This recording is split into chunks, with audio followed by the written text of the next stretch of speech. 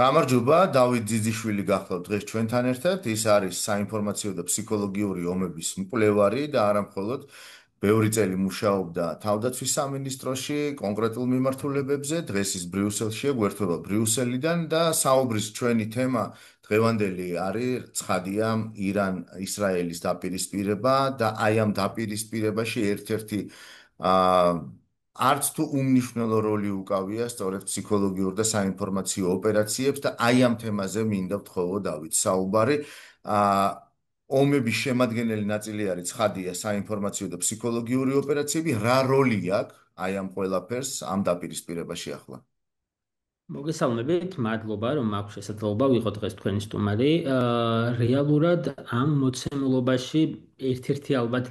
ყველაზე დიდი კონფლიქტია ბოლო არ ვიცი, რაღაცა 30 წლის განმავლობაში, რომელშიც ცალსახად გამოიკვეთა, რამდენად დიდი მნიშვნელობა ენიჭება ფსიქოლოგიური და საინფორმაციო ოპერაციების ელემენტებს. თუ მანამდე ვთქვათ, ამას ჩვენ ვეძებდით ესე მკვლევარები და რაღაცა კაპაციტეტებით ვაკვირდებოდით, რომ აბა სად რა ხდება და როგორ იყენებენ. აქ პირდაპირ ესე ხელის გულზედებს ყველაფერი და ყველაზე დიდი ამბავი ალბათ იმის დასადასტურებლად, რომ რეალურად ინფორმაცია როგორც ინსტრუმენტი საომარი მოქმედებების დროს ჯერ კიდე ძალიან მნიშვნელოვანი ამბავია. ამაზე არ ვიცი ვინმე დაობს თუ არა, უბრალოდ ხანდახან ამბობენ, რომ ტექნოლოგიების სამყაროში ინფორმაციის გარკვეული ტიპია მხოლოდ სენსიტიური და ვთქვათ, ეს პროპაგანდისტული განსაკუთრებით ელემენტი ვეღარ იქნება ისეთი აქტუალური, იმიტომ რომ ვთქვათ, ადამიანებს აქვს თავისუფალი წვდომა ინფორმაციის სხვადასხვა წყაროზე და ისინი ნაკლებად მოწყვეტები არიან პროპაგანდის მიმართ, თუმცა ფაქტია, რომ ეს ასე არ არის და ისრაელი ამას კარგად აცნობიერებს და აგერ ერთ-ერთი პირველი ამ მიმართულებით გადადგმული ნაბიჯი, რომელიც ვიხილეთ, ეს იყო პირდაპირ საცეცხლეზე მოქმედება საზოგადოებრივ მაუწყებლის შენობაზე, ხო, რომელიც პროპაგანდის წყაროდ გამოიყენებოდა და რომელიც აუცილებლად ირანის სახელმწიფო მედიის შენობაზე, ხო, ხო, სახელმწიფო. სახელმწიფო, კი, არის სახელმწიფო მედიის შენება, რომელსაც ქვია, ეგ უნდა ვთქვა, რომელსაც ქვია საზოგადოებრივ მაუწყებელი, თუმცა სახელმწიფო მედია სინამდვილეში ეს არის მედია საშუალება, რომელიც პირდაპირ მნიშვნელობით პროპაგანდის გავრცელებაში და ბოროტების გავრცელებაშია ჩართული, იმიტომ რომ ამ შემთხვევაში ირანული პროპაგანდა პირდაპირ შეესაბამება სიტყვას ბოროტება, იგი ნამდვილად ბოროტებას ავრცელებს. გარდა ამისა, ის რომ ელემენტები ფსიქოლოგიური და საინფორმაციო ოპერაციების აქტიურად არის ჩართული ამ საომარ მოქმედებებში, რომელიც ამ წუთებშიც მიმდინარეობს, ნათლად გვაჩვენებს ის ფაქტიც, რომ ისრაელი ხშირ შემთხვევაში არც კი მალავდა მისი ავიაციის, მაგალითად ტანკერების, საჰაერო ტანკერების გადაადგილებებს, ისევე როგორც ამერიკის შეერთებული შტატები არ მალავს ამას. როგორც წესი, სამხედრო საქმეში ჩახედულმა ადამიანებმა იციან, თუმცა მაყურებლისთვის ჯობია რომ განმარტოთ, ნებისმიერი სამხედრო საავიაციო შემადგენლობის იქნება ეს ტანკერი, იქნება ეს სატრანსპორტო ავიაცია თუ პირდაპირ საბრძოლო ავიაცია გადაადგილება, ჩვეულებრივი ადამიანებისთვის დაფარულია რა, ჩვენ რაღაცა ვებგვერდებზე, რომლებზეც შევდივართ ხოლმე და ვამონიტორინგებთ მაგალითად სამოქალაქო თვითმფრინავების ფრენას, იშვიათად შევხვდებით ხოლმე სამხედრო ბორტებს. შევხვდებით რა თქმა უნდა, ოღონდ ამას ყოველთვის თავისი მიზანი აქვს. მაგალითისათვის, როცა შავი ზღვის თავზე ამერიკული უპილოტო სადაზვერვო თვითმფრინავები ჩამოეკიდებიან ხოლმე და იწყებენ ყირიმის გასწვრივ ფრენებს, ხვდებით რომ ეს არის პირდაპირ ძალის დემონსტრირება, რომელთაც ამერიკის შეერთებული შტატები და არა მხოლოდ ამერიკის შეერთებული შტატები, იმიტომ რომ ხანდახან იქ ნახავთ ბრიტანულ თვითმფრინავებს და ასე შემდეგ, უბრალოდ აჩვენებს რუსეთს ამ შემთხვევაში, რომ ისინი არაპირებენ უკრაინის მიტოვებას და მათი სადაზვერვო მონაცემები ნამდვილად გადაეცემა უკრაინას ამ შემთხვევაში, იმიტომ რომ ნებისმიერ ეგეთი ფრენა შეგიძლიათ გააქროთ, მაგალითად Fly-Radar-ის ვებგვერდიდან, რომელიც ძალიან მნიშვნელოვანი ვებგვერდია, ესე სამოქალაქო ავიაციის მონიტორინგისთვის, ხო? და ასეთი ტიპის ფრენებს როგორც წესი მხოლოდ და მხოლოდ იმიტომ აჩვენებენ ყველასთვის, რომ მას კონდეს შესაბამისი საინფორმაციო და ფსიქოლოგიური ზემოქმედება მოწინააღმდეგეზეც და არა მარტო მოწინააღმდეგე. აი ამ კონფლიქტის დაწყებამდე და დაწყების შემდეგაც ჩვენ ვხედავთ ცალსახად დემონსტრაციულ ფრენებს, რომლებიც მიზნად ისახავს ყველასთვის იმის ჩვენებას, რომ ისრაელს მარტო არ დატოვებს ამერიკის შეერთებული შტატები, რომ ისრაელი მზადაა ყველაფრისთვის. ასევე ისრაელი აჩვენებს, როგორ თავისუფლად მოქმედებს მისი ავიაცია ჰაერში და როგორც ერთი კარგი მაგალითი, რომელიც გუშინ ღამე ხდებოდა და რასაც ესე იშვიათად აჩვენებენ ხოლმე, არსებობს ეგრეთ წოდებული რამდენიმე თვითმფრინავია ესეთი, თუმცა ყველა ერთი და ისახიან, რომელიც ამერიკის საჰაერო ძალების განკარგულებაშია და სინამდვილეში მფრინავი მართვის პუნქტია რა, ბოინგის მიერ შექმნილი დიდი ხნის წინ შექმნილი თვითმფრინავი, რომელიც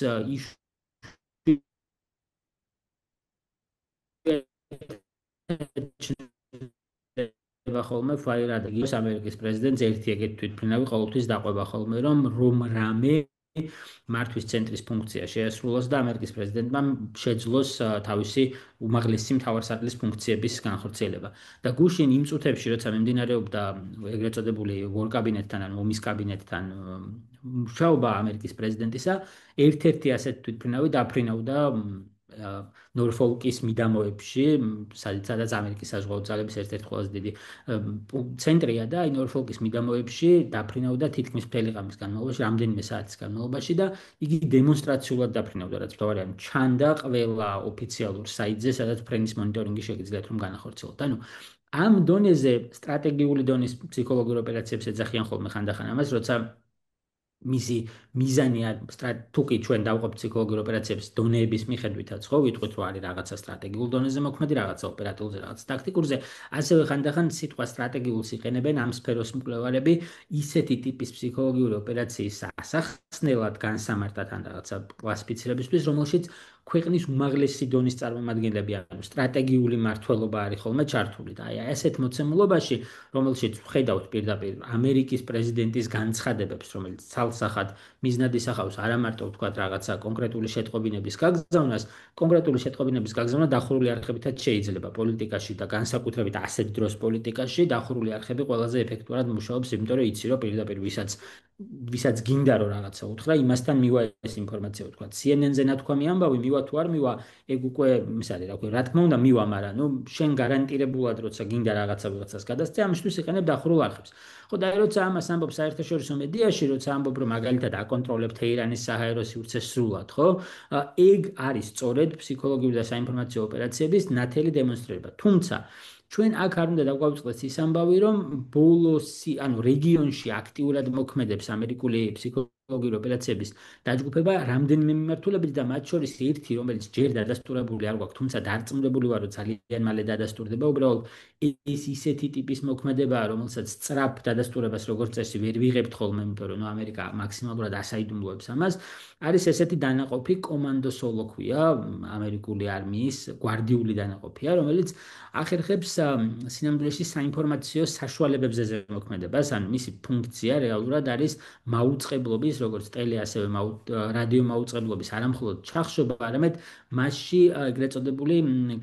გადამჭერი სიგნალების გაშვება. ანუ რეალურად თქვენ შეგიძლიათ, მაგალითად მე შეიძლება უყურებდე ტელევიზორში კონკრეტულ საინფორმაციო მაუწყებელს და ამ დროს ჩამინაცვლოს ეს სიგნალი კომანდო სოლომ, რომელიც ჰაერშია ჩამოკიდებული CS-30 ტიპის თვითმფრინავზე და ეს ფსიქოლოგიური ოპერაციების ერთ-ერთი ყველაზე ესეთი მძლავრი ინსტრუმენტია, რომელსაც პერიოდულად იყენებენ. და როგორც ინფორმირებული წყარო ამის გამოყენების ყველაზე თვალსაჩინო მაგალითი დავით. როგორც პროგრამებიან, ძალიან თვალსაჩინო მაგალითები იყო კადაფის პროცესების დროს, როცა რეალურად სამი თვითმფრინავი, როგორც ამბობენ, თუმცა ნუ ერთი დადასტურებულად ვიცით, იმიტომ რომ ამაზე ამერიკელები ღიად საუბრობენ, რომ კი ნამდვილად იყვნენ ისინი ჩართული ამ პროცესში,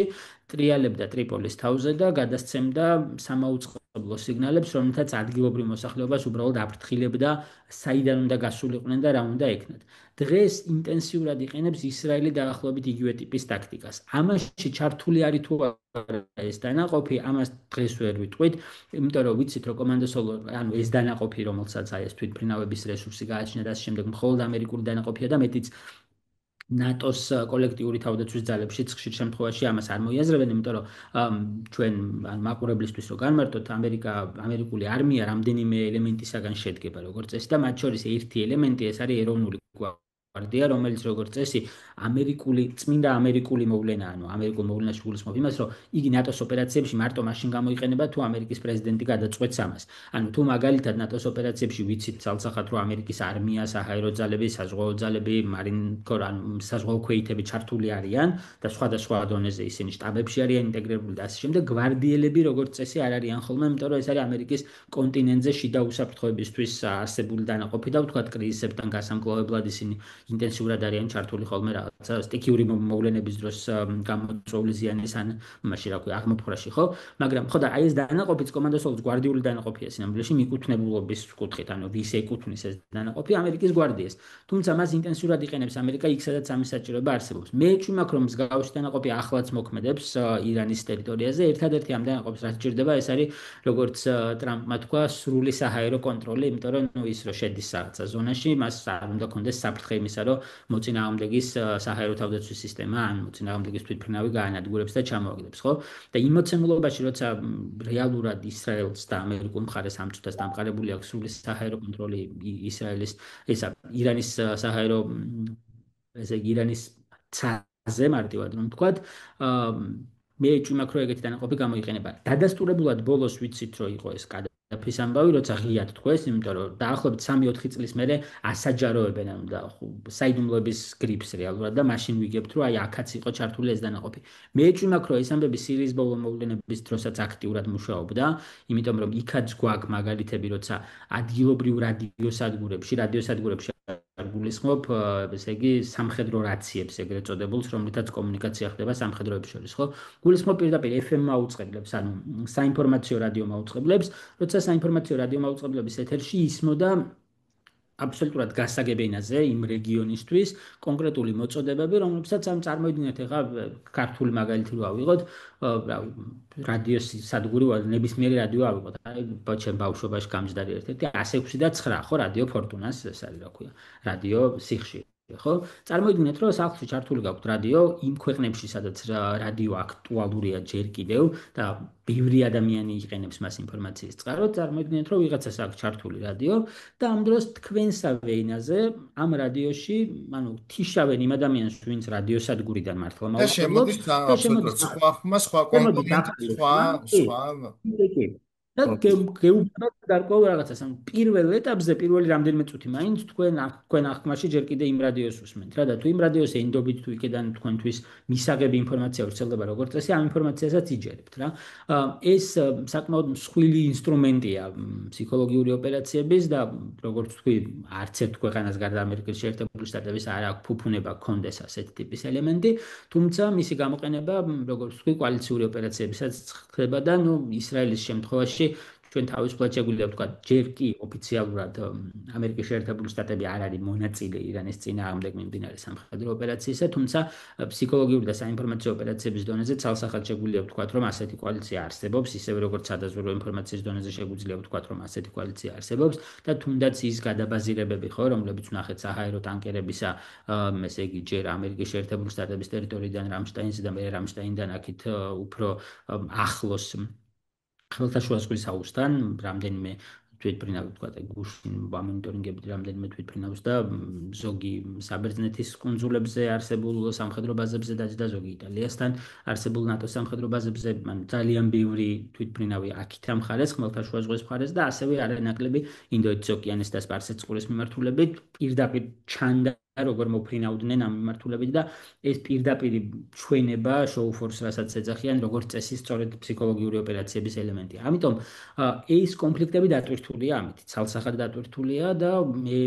დარწმუნებული ვარ რომ უფრო მძლავრი იარაღით, ანუ როგორც კომანდო სოლოა და სხვადასხვა ტიპის ფსიქოლოგიური ზემოქმედების ინსტრუმენტებიც აქტიურად გამოიყენება ამ მოცემულობაში. რო შევაჯამოთ, ანუ ისრაელი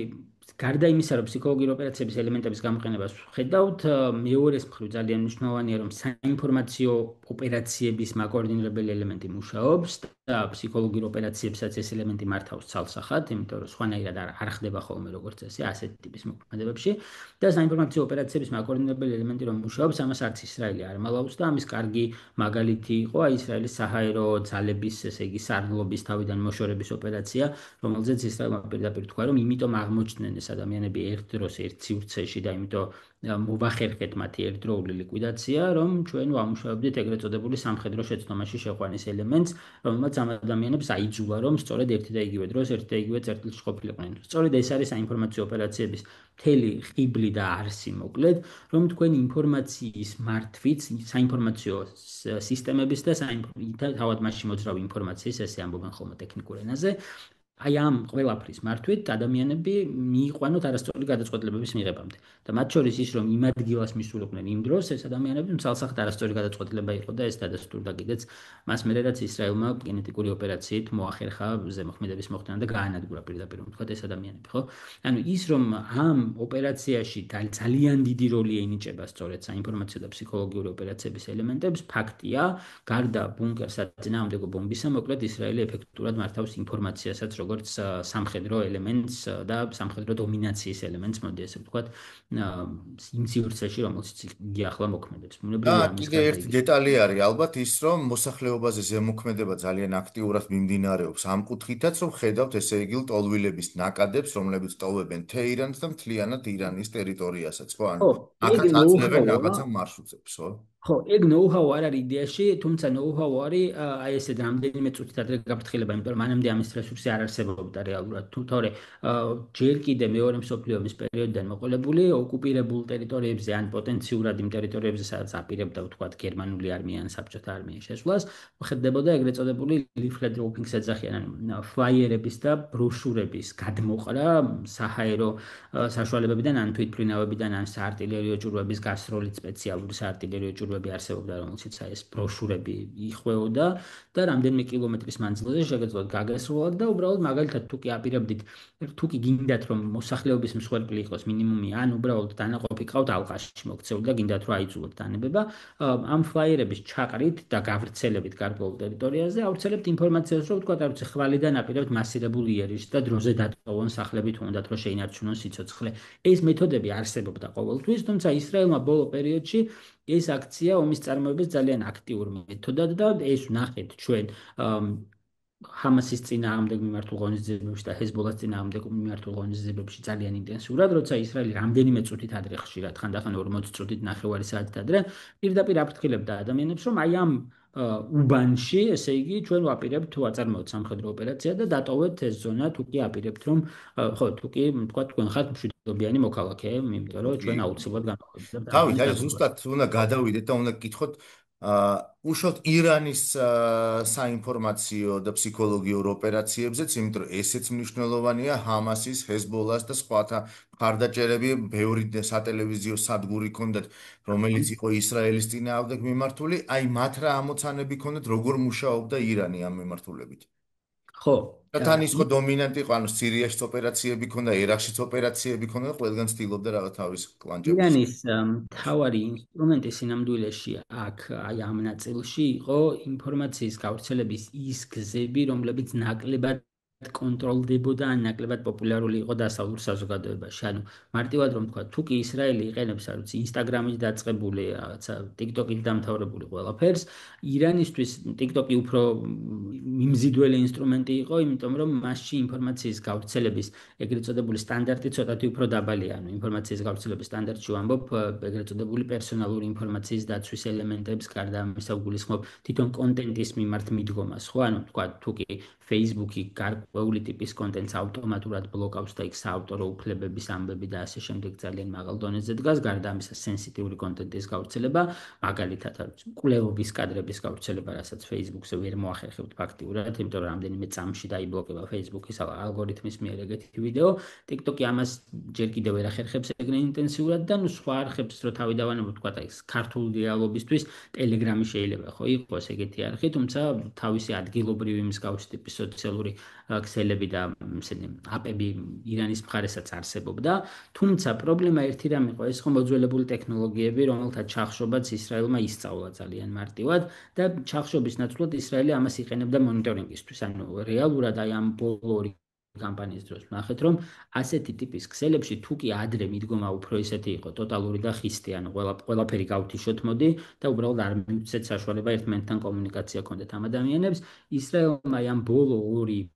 ორი რა, ანუ აი ამ კონფლიქტის დროს, ხო, როცა ჰეზბოლას და ჰამასის წინააღმდეგ ძალიან ინტენსიურად იმუშავა და გარდა ამისა ჰუსტების წინააღმდეგაც ძალიან ეფექტიანი ოპერაციები განახორციელა, აქ როგორც ამას ამბობენ როგორც შიგნით ისრაელის შიგნით, ასევე გარეთ დამკვირვებლები ამ პროცესებზე ამბობენ, რომ ისრაელი ამ შემთხვევაში არ იყო ორიენტირებული ასეთი ტიპის კომუნიკაციის ჩახშობაზე. ანუ რეალურად ირანული პროპაგანდა რომ ფიქრობდა, რომ ისინი ძალიან ეფექტიანები არიან და აქვთ ყველაფრის საშუალება, იმიტომ რომ არავინ არ ზღუდავს მაგათ მოქმედებებს. სინამდვილეში ეს იყო კონტროლის ქვეშ არსებული ოპერაცია, რომელსაც უბრალოდ ირკვეოდა ვისთან და რანაირად აქვს კომუნიკაცია. ანუ ეს პროპაგანდისტული ქსელი როგორ მუშაობს, ამის შესწავლას მოახმარა რეალურად ისრაელმა დაკვირვება ამ ყველაფერზე და არა ხისტი მიდგომა, რომ მოდი გავთიშოთ ყველაფერი, არამედ იმის გარკვევა თეირანიდან, რომ მოდის შეტყობინება, რომელშიც გარკვეული პროპაგანდისტული მესიჯია, რა გზებით მიდის თითოეულ ადამიანამდე და რატო არის ეს შეტყობინება ეფექტიანი, როგორ ალბათ ყველაზე შეიძლება მნიშვნელოვანი ოქტომბრის თავდასხმა იყო ისრაელზე, ხო? ალბათ აი ამ სქემის შესწავლა. მაგის ხო, მაგის მერე განსაკუთრებით ეფექტიანად დაიწყო ამაზე მუშაობა. ხო, როგორც ამბობენ, მათ შორის ეგ უნდა ვთქვათ ღიად და ბევრი კრიტიკოსი, რომელიც აი ნეთანიაჰუს უსაფრთხოების სისტემას აკრიტიკებს, ამბობს, რომ ისრაელს ჰქონდა რესურსი იმისა, რომ დაეწყო ცოტათი უფრო ადრე იმის კეთება, რაც მერე დაიწყო ოქტომბრის თავდასხმის მერე. ოქტომბრის თავდასხმაც არ ყოფილიყო ისეთი მძიმე ისრაელისთვის, როგორიც იყო, თუმცა ამაზე ბუნებრივია, ახლა ამაზე საუბარს ფიზიკურად ვერავინ ვერ მოახერხებს, ამას სჭირდება დაჯდომა, სერიოზული ანალიზი იმ პროცესისა, რომელიც მანამდე მიმდინარეობდა და ისრაელს აქვს ამის გამოცდილება, უნდა ვთქვათ. ღიად, რომ ისრაელმა ყველა ომის მერე იქნებოდა ეს გამარჯვებით დასრულებული ომი თუ იქნებოდა ეს რაღაცა ჩავარდნებით განხორციელებული სპეცოპერაციები კონკრეტულ საბრძოლო მოქმედებებში, ყოველი ასეთი ომის მერე ისრაელი ახერხებს, რომ შექმნას რაღაცა დახურული ჯგუფი, რომელიც იკვლევს ომში დაშვებულ შეცდომებს და ამ შეცდომების რაც თავარია არა მარტო იდენტიფიცირებას ახდენს, რა შეცდომა იქნა დაშვებული, ხო? იმიტომ რომ ჩვევია ქართული კომისიები მსგავსი მინახავს და იქ ძირითადად ამბობენ, რომ აი ეს იყო არასწორი. და ისრაელი აკეთებს ესე, ეს იყო არასწორი, ეს არასწორი იყო ამიტომ და ეს რომ კიდევ ერთხელ არ მოხდეს, უნდა გავაკეთოთ აი ეს. ანუ აი ეგეთია ხოლმე ისრაელის after action review ეგრეთ წოდებული, ანუ მოქმედების შემდგომი განხილვა, რომელსაც იგი ყოველთვის აკეთებს და თუ კი საჭიროა ვინმეს დასჯა, მერე ამასაც არ ერიდებიან ხოლმე როგორც წესი, წახალისებასაც არ ერიდებიან, თუმცა ეს რაღაცა ინსტრუმენტები იმისა, რომ ხო, ეს არ არის ყოველთვის რაღაც ადამიანის ციხეში ჩასმა, თუმცა იქ კარიერაზე მძიმე ჯვარი და ისმება ხოლმე და მე ვიღაცები ვეღარ აგრძელებენ ვერც პოლიტიკურ, ვერც სამხედრო კარიერას. ეს ნამდვილად მოხდება და ბევრი კრიტიკოსი ამბობს, რომ აი ეს ინფორმაციის კონტროლის და მონიტორინგის სისტემა რეალურად ისრაელს ხელში ეჭირა, იმიტომ რომ შეუძლებელი იყო ოქტომბრიდან ასე სწრაფად დაიწყო ეს სისტემა. უბრალოდ ვიღაცებმა და ამას პოლიტიკოსებს აბრალებენ, როგორც წესი, ვიღაცებმა არასაკმარისი ყურადღება მიაქციეს ამას. იმდენად დარწმუნებულები იყვნენ იმაში, რომ ეს ასე მოხდებოდა, თუმცა არის მეორე ვარაუდიც ამას კონსპირაციის თეორიის, ესე იგი, მიმდევრები ხშირად ამბობენ და ნუ არსებობს ეგ ხალხი და ამიტომ მაგაძეც უნდა ვისაუბროთ. არის ის, რომ ისრაელმა ყველაფერი იცოდა და არაფერი არ გააკეთა ამას. 11 ყველა ტერაქტის მერე ამაზე მიდის ხოლმე, ხო, საუბარი 11 სექტემბრის ტერაქტზე, რა ბევრი ფილმიც კი გადაღებული ესეთ დოკუმენტურ სტილში, სადაც ყვებიან, რომ აი ბუშმა ყველაფერი იცოდა და ზუსტად იცოდნენ რა მოხდებოდა, უბრალოდ მას სჭირდებოდა ეგრეთ წოდებული სანქცია, ხო, კაზუსბელი და უბრალოდ ხო, გამართლება საკუთარი მოქმედებების დაწყებისა, ქართულად ეგრეთ ჟღერს და ეს გამართლება იყო ადამიანების მსხვერპლი და ისრაელშიც ეგ ამბავი მოხდა და ნუ არსებობენ ეგეთი კონსპირატორებიც. ცალსახად, ჩემთვის როგორც ადამიანისთვის წარმოუდგენელია იცოდი, რომ ხვალ, ესე იგი, შენი მოქალაქეების ძალიან დიდი რაოდენობა დაიღუპება იმით და არაფერი არ გააკეთო, იმიტომ რომ ომის დაწყება გინდა ჰეზბოლასთან და ჰამასთან და ამის გამართლებას აპირებ ამით. ნუ ხო, ეს ალბათ სინამდვილეში ამ ყველაფერი ეს შეთქმულების თეორიებიც ზის პირდაპირ ალბათ აი ამ კონსპირაციებიც აი ამ კი, საინფორმაციო ნაკადში და ცალსახად. დავით უნდა გითხო, ანუ პირველი ეტაპი გასაგებია, ანუ ეს არის ურთიერთ მიმართულებით აი ამ ოპერაციების დაგეგმა განხორციელება, მაგრამ უნდა გითხო, აი რა არის როგორც წესი მეორე ეტაპი, ანუ შემდგომი ეტაპები რა არის უკვე ამ ოპერაციების. გასაგებია, რომ დამოკიდებულია უამრავ სხვა ფაქტორზე ეს ყველაფერი, მაგრამ აი კლასიკურად რო წარმოვიდგენთ ვერტიკალის შესაბამისად როგორ მიცან პირველი საფეხური, მეორე, მესამე და ასე შემდეგ.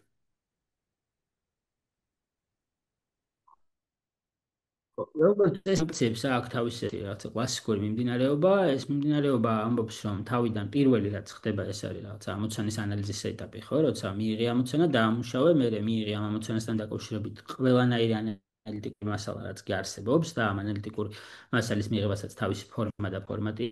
აქვს. თავისი, ხო, და რა თავარია თუ კი მაგალითად რაღაცა კონკრეტული საჰაერო ოპერაციის დაგეგმვისას საერთოდ არ გაინტერესებს პოლიტიკური კლიმატი იმ რეგიონში, სადაც აპირებთ, ხო, ოპერაციის განხორციელებას, საინფორმაციო და ფსიქოლოგიური ოპერაციის დაგეგმვისას აუცილებლად სწავლობ როგორც პოლიტიკურს, ასევე რა ვიცი, ინფრასტრუქტურულ ელემენტსაც კი, რომ ელემენტარულად იცოდე ინფორმაცია რა გზით მიიტანო, ანუ ინფრასტრუქტურაში გულისხმობ, მათ შორის გზასაც გულისხმობ, თქვა და არა, გულისხმობ ინტერნეტი რამდენად გავრცელებულია იმ რეგიონში, რას უსმენენ ადამიანები ტელევიზიას, რადიოს თუ არ ვიცი, გაზეთით იღებენ დღემდე ინფორმაციას, იმიტომ რომ ამის მაგალითები სხვა შორის არსებობს, აი მაგალითად ირაყის და ავღანეთის ოპერაციები რო შევადაროთ ერთმანეთთან, ერაყში ინფორმაციის გავრცელების ძირითად გზად გამოიყენებოდა ტელევიზია, იმიტომ რომ განსხვავებით ავღანეთისგან ერაყი იყო საკმაოდ ესეთი რა ქვია, ანუ ინფრასტრუქტურულად მზად იმისთვის, რომ ადამიანებს ტელევიზორით მიეღოთ ინფორმაცია. და ერთ-ერთი მთავარი შეცდომა, რომელიც თავის დროზე დაშვებული იქნა და მას დღემდე აღიარებს, თქვა, როგორც ამერიკული სარდლობა, ასევე მეერე, თქვა, ანალიტიკოსები, რომლებმაც ეს პროცესები შეისწავლეს, იყო ის, რომ აღმოჩნდა, რომ თალიბანი გაცილებით უფრო ეფექტურად აწარმოებდა საინფორმაციო ოპერაციებს, ვიდრე ან ფსიქოლოგიურ და საინფორმაციო ოპერაციებს, ვიდრე კოალიციური ძალები პირველი 6 თვის განმავლობაში. და მთავარი პრობლემა იყო ის, რომ კოალიციური ძალებს არ ჰქონდა ინფორმაციის ეფექტიური დისტრიბუციის საშუალება. ანუ რა იგულისხმება ამაში? კოალიციური ძალები ამბობდა რა, ანუ ყველა იცოდნენ რა ინფორმაციის გავრცელება უნდა და უბრალოდ თალიბანი ამ ინფორმაციას უფრო სწრაფად ავრცელებდა და ესენი ვერ ავრცელებდნენ რა და მთავარი მიზეზი აღმოჩნდა ის რომ ადამიანებს რომლებიც არ ვიცი მაგალითად ყანდაარში ან არ ვიცი ჰელმანდის პროვინციაში ცხოვრობენ ტელევიზორი არ აქვთ რა და კოალიციური ჯარები მიჩვეული იყვნენ რომ ერაყში აი ტელევიზორში წამყვანი დაждდებოდა როგორც ირანში დღეს ეგრეა რა ანუ ირანი ინფორმაციული კუთხით საკმაოდ კარგად არის დაფარული რა სატელევიზიო მაუწყებლობა ყველგან არის ეგ იდეაში ალბათ იმის ბრალიც არის რომ ერაყშიც და ირანშიც ერთნაირი ტიპის დიქტატორი ცხოვრობდა, რომელსაც და მართავდა იქაურობას, ნუ ერაყს ჯერ კიდე მართავს, რომელსაც ესმის რამდენად მნიშვნელოვანია პროპაგანდა ეგეთი ტიპის ავტორიტარიზმის შესაქმნელად და ამიტომ ცდილობდა, რომ ტელევიზია ყველასთან ყოფილიყო, ხელმისაწვდომი ყოფილიყო ტელევიზორი და გასართობი კონტენტის პარალელურად პროპაგანდა ეწარმოებინა, ხო? ამიტომ ეს ქსელი ინფრასტრუქტურული ქსელი აწყობილი იყო, მაგრამ ავღანეთში ეგეთი ქსელი არ არსებობდა, ამიტომ თალიბანს ჰქონდა ყველაზე მარტივი რესურსი, ეს იყო MMS შეტყობინებები. დღეს შეიძლება აღარ ახსოვს აღარავის SMS-ი და MMS-ი რო არსებობდა, ხო? SMS-ი თუ მოკლე ტექსტური შეტყობინება იყო, MMS-ი მოკლე ეგრეთ წოდებული მულტიმედია შეტყობინება იყო, ხო? და აი მულტიმედია შეტყობინებებს აგზავნიდნენ. სიამრულეში ანუ წარმოიდგინეთ ახლა რომ დასავლური სარდლობა ყოფილდა რომ ჩვენ შემოვედით რომ მშვიდობა დავამყაროთ, რაღაცა განათლება მოგცეთ, ჯანდაცვა მოგცეთ და მარტო ტერორისტებს ვებრძვით და ამას ავრცელებდა ტელევიზიით, რომელსაც უყურებდა 10-დან 1 ავღანელი და ამ დროს თალიბანი MMS აგზავნიდა როგორ აჭრიდა ვიღაცას თავს და ამბობდა რომ აი თუ კი თქვენ კოალიციასთან ითანამშრომლობთ, ესე მოგექცევით თქვენ და ამას ხედავდა 10-დან 10-ვე ავღანელი რა და ბუნებრივია იმის ოპერაცია უფრო ეფექტიანი იყო, იმიტომ რომ წვდომა ჰქონდა ყველაზე მეტ ადამიანთან. ამიტომ ამის შესწავლაც ხდება პირველ ეტაპზე. მეორე ეტაპი უკვე არის გეგმის შემუშავება, მესამე ეტაპს ვეძახით აღსრულებას და აღსრულებას როგორც წესი მოყვება ხოლმე მერე ანალიზი, რა მოხდა სწორად, რა მოხდა არასწორად და მერე თავიდან დაგეგმარების პროცესი. ანუ ჩვენ ახლა ველოდებით იდეაში აღსრულების ეტაპის ფინალში გასვლას, იმიტომ რომ ჯერ პროცესები მიმდინარეობს ჯერ კიდე და აღსრულების ეტაპი ფინალში გასული ნამდვილად არ არის და აი მას მერე რაც აღსრულების ეტაპი ფინალში გავა, ჩვენ უკვე გვექნება რეალურად მოცემულობა, რომელშიც ჩვენ ავდგებით და მას ვიზამთ რა ქვია, გავაანალიზებთ პროცესებს ბოდიში. ხო, ანუ გავაანალიზებთ პროცესს და ამ პროცესის გაანალიზების შედეგად ვნახავთ სანამდე მივიდა, იქნა მიღწეული მთავარი ამოცანა თუ არ იქნა მიღწეული მთავარი ამოცანა. საინფორმაციო ოპერაციებს მე ველოდები რომ კიდევ უფრო გააქტიურდება და კიდევ უფრო მეტ მაგალითს ვნახავთ ამისას და მეორე ძალიან მნიშვნელოვანი ამბავი, ანუ მეორე მიმართულებით რაღაც ახალი ეტაპის დაწყება, ხო? ეს არის უკვე საინფორმაციო ოპერაციების და ფსიქოლოგიური ოპერაციების გამოყენება ვითარების სტაბილიზაციისათვის. ანუ ახლა ჩვენ გვაქვს ესკალაციის პერიოდი, თუმცა ეს არ ნიშნავს იმას, რომ როცა სტაბილიზაცია დაიწყება პროცესისა, საინფორმაციო ოპერაციები გაჩერდება და მარტო ანალიზი წავა, ხო? არა, პირიქით, ახლა უნდა ამას ველოდოთ, რომ რეალურად სტრატეგიული საინფორმაციო ოპერაციები გამგებლობები კიდევ უფრო მეტად საინფორმაციო ამოქმედება. ხო, მუშაობენ იმაზე, რა გააკეთონ შემდეგ ეტაპზე, ხო, სტაბილიზაციის დროს, როგორ დაარწმუნონ ადამიანები იმაში, რომ თუნდაც ავტორიტარულ რეჟიმს წინააღმდეგობა უნდა გაუწიონ ირანის ტერიტორიაზე, რაც ახლა ნელ-ნელა უკვე აკეთებენ, მაგრამ ამას კიდევ უფრო მასშტაბური სახე მიეცემა ცალსახად. მაგაში დარწმუნებული ვარ. დავით, აი ცოტა დრო დაგვჭა და ერთი კითხვაც მინდა რომ მოვასწრო აქ, როგორ მოქმედებს აი ეს საინფორმაციო ოპერაციები ზოგადად მაგალითად აი უკრაინის მიმართულებაზე. ის რომ მთელი ყურადღება ეხლა ახლო აღმოსავლეთისკენ არის გადატანილი, ნიშნავს თუ არა იმას, რომ იქით ნაკლებია ეს ყველაფერი. არა, იქით ძალიან ინტენსიურია ეს მოქმედებები. ეს მოქმედებები ომის დაწყების დღიდან ფაქტიურად ინტენსიური იყო. მეცაც გეტყვით, თუ კი აქ უფრო სტრატეგიულ და ოპერატიულ დონეზე ვხედავთ ამ ოპერაციებს უკრაინაში, ტაქტიკური დონის ოპერაციებიც კი ვიხილეთ ძალიან ბევრი, განსაკუთრებით შეცდომაში შეყვანის მიმართულებით. ამას თავისი ახსნა აქვს. უკრაინა და ჩვენთვის უფრო მარტივად გასაგები იყო ეგ ამბავი, იმიტომ რომ უკრაინას ჰქონდა საბჭოთა პერიოდიდან მოყოლებული ძალიან დიდი სკოლა ფსიქოლოგიური ოპერაციებისა. მეცაც გეტყვით, ქართული არმიის ვთქვათ, ფსიქოლოგიური ოპერაციების მიმართულებით მოქმედი ოფიცრები, ვინც არიან, მათ დიდ ნაწილს საბაზისო განათლება თავის დროზე უკრაინაში აქვს მიღებული, იმიტომ რომ იქაური სპეციალისტები ითვლებოდნენ საბჭოთა კავშირის საუკეთესო სპეციალისტებად და ისინი ბევრი მათგანი მერე დარჩა უკრაინის ეროვნული არმიის რიგებში და პრინციპში დღესაც უძღვებიან ძალიან აქტიურად რუსეთის წინააღმდეგ ფსიქოლოგიური და საინფორმაციო ოპერაციების მიმდინარეობას. ბევრმა მათგანმა მერე კვალიფიკაციის ამაღლება მოახერხა დასავლეთის ქვეყნებში და ამ მიმართულებით ვთქვათ, აი კლასიკური ფსიქოლოგიური ომის ინსტრუმენტებთან ყველაზე კარგად პოლონელები იყვნენ ადაპტირებული ნატოს წევრ სახელმწიფოებში, ევროპის კონტინენტზე მაქვს ახლა საუბარი და პოლონელები ინტენსიურად იყვნენ ჩართული უკრაინელების გადამზადების პროცესში, ფსიქოლოგიური ოპერაციების მიმართულებით და მათ აი პირდაპირ ესეთი ეგრეთ წოდებული ტიპიტის ვეძახით, ტაქტიკური ფსიქოლოგიური ოპერაციების ჯგუფები, ან tactical psyops თიმები, ყავდათ აწყობილი, რომლებსაც ყავდათ ხმოვანი გამაძლიერებლებით აღჭურვილი მანქანები, ეგრეთ წოდებული ანუ ლიფლეტების და ფლაიერების დროპინგ სისტემთან, აი კლასიკური ფსიქოლოგიური ოპერაციები, არ ვიცი, მეორე მსოფლიო ომიდან მოყოლებული, ესე იგი 90-იანი წლების ბოლომდე, რასაც იყენებდნენ ფსიქოლოგიურ ოპერაციებში, მანამ სანამ ციფრული ტექნოლოგიები ძალიან განვითარდებოდა, აი ეგ ელემენტებიც კი ჰქონდათ უკრაინელებს და თქვათ ინტენსიურად იყენებდნენ მაგალითად ხმოვანი გამაძლიერებელი სისტემებს, ამის მაგალითები არსებობს პირდაპირ უკრაინაში, იმისთვის რომ მოწინააღმდეგეს ტექნიკის მოძრაობის მიმართულება არ გაიგო, ანუ წარმოიდგინეთ, რომ სადღაც შენობაში ზიხართ და გესმით, რომ ტანკის გრუხუნის ხმა გესმით თქვენგან ხელმარჯვნივ რა და სინამდვილეში ხელმარჯვნივ ჩართულია უბრალოდ ხმოვანი გამაძლიერებელი სისტემა, რომელიც იმიტაციას ქმნის ღამე ტანკის გადაადგილებისას და თქვენ ვერ ხედავთ ტანკს, გესმით და გონიათ, რომ თქვენ სირგულე არ ვიცი რაღაცა რამდენიმე ასეულმა ტანკმა ჩაიარა და სინამდვილეში არაფერ ჩანაწერს გასვენებდათ ვიღაცა. როცა თქვენ კრიტიკულ ვითარებაში იმყოფებით, ასეთ ხმებს თქვენზე ფსიქოლოგიურად საკმაოდ მძიმე გავლენის მოხდენა შეუძლიათ კი. და ამას უკრაინაში ვხედავდით ომის დაწყებიდან, დაახლოებით რამდენიმე კვირაში დაიწყო ამის გამოყენება. დღეს უფრო სტრატეგიული და ოპერატიული მიმართულებით მიდის მუშაობა და ნუ აი პირდაპირ რომ ვთქვათ, კლასიკური გაგებით საინფორმაციო ოპერაციისა ესეთი პიკი იყო დრონების ოპერაციის გაშლა შემდეგ, ხო? ანუ ოპერაცია როგორც სპეცოპერაცია ცალკე ამბავია, მაგრამ ბევრი სპეცოპერაცია ჩატარებულა, რომლის შესახებაც კაცობრიობამ დღემდე არ იცის არაფერი და მას უამრავი და ძალიან დიდი ზიანი. მსგავსება არის ისრაელის აი ამ ოპერაციასა და ანუ საინფორმაციო ოპერაციას გულისხმობ ყისიერად ამ ამბის ასე ვთქვათ კი, კი. საზოგადოებისთვის გამოტანა. ეს ამას აქვს თავისი მიზანი და თავისი შედეგიც აქვს და ეს შედეგი ვნახეთ ახლაც და ყველა ღიად საუბრობდა ხო აი როგორც ახლა ვთქვით ისრაელის და უკრაინის ამ ორი ოპერაციის მსგავსებაზე ყველა ცალსახად საუბრობდა რაც ასევე არის ხოლმე ფსიქოლოგიური ფაქტორი როცა ხვდები რომ მტერი რომელიც გებრძვის ესე იგი მარტოა და შენ ბევრი მოკავშირე გყავს რომელიც შენ მსგავს მოქმედებას ახორციელებს და შეიძლება რაღაცა ინფორმაციის გაცვლაც იყო ამ ორ სახელმწიფოს შორის, ხო? ესეთი აზრი ყოველთვის ჩნდება და ამას ხელს უწყობს ხოლმე ასეთი ოპერაციების განვითარება და ჩატარება. ამიტომ კი უკრაინა ძალიან კარგი მაგალითია და